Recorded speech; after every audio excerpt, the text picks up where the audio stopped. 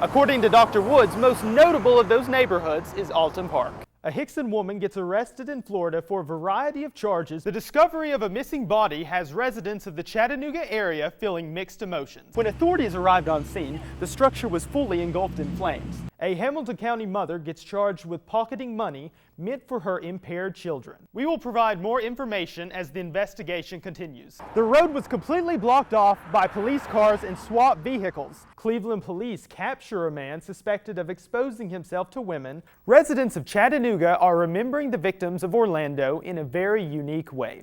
Instead of a church, Chattanoogans met at a place of great significance to Orlando. Here's the story. I mean, I couldn't imagine if it happened to me, and you know, I've got a lot of friends in the LGBT community, and it's heartbreaking, their family. In the wake of the Orlando shooting, the LGBT community of Chattanooga held a vigil to commemorate those who lost their lives. The vigil took place Monday night at Chuck's, a local gay bar on West Main Street. Nico Howcraft, a board member of Tennessee Valley Pride, explains the significance of Chuck's in the Chattanooga community. This club has been in our community for a long time, and since this incident happened in a club, to commemorate it, it just seems appropriate. Lacey Moore, a member of the LGBT community, explains the motivation behind the vigil. It's kind of like we're doing it for everyone, not just in Chattanooga, but all around the world, and showing our support for the LGBT community. Kevin Flowers, a resident of Chattanooga, has a friend who knew one of the victims. My heart went out to him. Experienced what we had went through back in July of last year, it kind of hit home again. Life is precious, and we take it for granted. And knowing that it was in the gay community, it come back a little bit harder with me. LGBT citizens of Chattanooga want to let those mourning in Orlando know that they are standing with them. We're all supporting you here, and we're together in this. This was the first event held at Chuck's to honor the victims of Orlando, and more events are already scheduled to take place. In the studio, Aaron Butler, News 12 Now. In light of the Supreme Court's ruling on Texas abortion laws, local lawmakers are discussing the future of abortion in Tennessee. Here's the story. In the Chattanooga area, there hadn't been an abortion clinic, to the best of my knowledge, in over 20 years. Despite the lack of clinics, Hamilton County Democratic Party Chairman Terry Lee says that Chattanoogans are still talking about abortion. In most parts, the Supreme Court have all made the same statement, and that is pretty much that it's a woman's right to choose. Now, locally, there are people who support it, people who oppose it.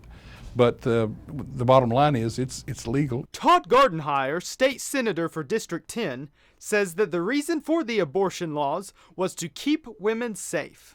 We felt like that if a woman is going to have an abortion, that there ought to be certain medical practices, because that is an operation, that's an invasive procedure. And so therefore we felt like that you're going to have that, then you ought to have certain protections as a woman against a provider that's offering those services. The senator also says that the Tennessee abortion laws were based off of the ones in Texas. Ours was modeled after the Texas law, and we'll probably have to go back to the drawing board and see what we can do to protect the woman and protect the integrity of the operation itself. Because of the Supreme Court's 5-3 ruling against the Texas abortion laws, Tennessee lawmakers will be heading down a different path to help women. The Supreme Court has said that we went too far, so we'll go back to the drawing board and see what we can come up with to protect the women that finally choose to have those procedures done. No immediate changes are expected to take place, but abortion laws in Tennessee are currently being looked at in a different light. In the studio, Aaron Butler, News 12 Now. A very big change has come to the community of East Ridge, both developmentally and economically. Rather, I should say a big chain. Here's the story. This store, you guys are going to be amazed. The retail chain Bass Pro Shop continues to expand its franchise by planting one of its stores in the community of East Ridge. We're very, very proud to be a part of East Ridge and to be a part of your community as we go forward here. Mayor Brent Lambert of East Ridge says that the Bass Pro Shop is a new chapter for the community. The city of East Ridge has suffered some setbacks, some struggles, in particular in terms of economic development. But it is a new day in the city of East Ridge. The mayor says that the store will not only be good for the economy, but for the future of East Ridge. This store itself is probably going to be the greatest generator that we've seen. But it's not just that, it's the fact that this store is a catalyst. Not only will the Bass Pro Shop bring new revenue to the city, but according to Lambert, it is just the beginning of the development for East Ridge. I'm not sure that there will be anything that tops this Bass Pro Shop, but there are a lot of great projects in the works, and if people only knew how many different conversations are going on, they'd be amazed. It's very exciting. Plans for more developments have yet to be released, but the mayor assures us that in 3 to 4 years, the Jordan Crossing development will be full.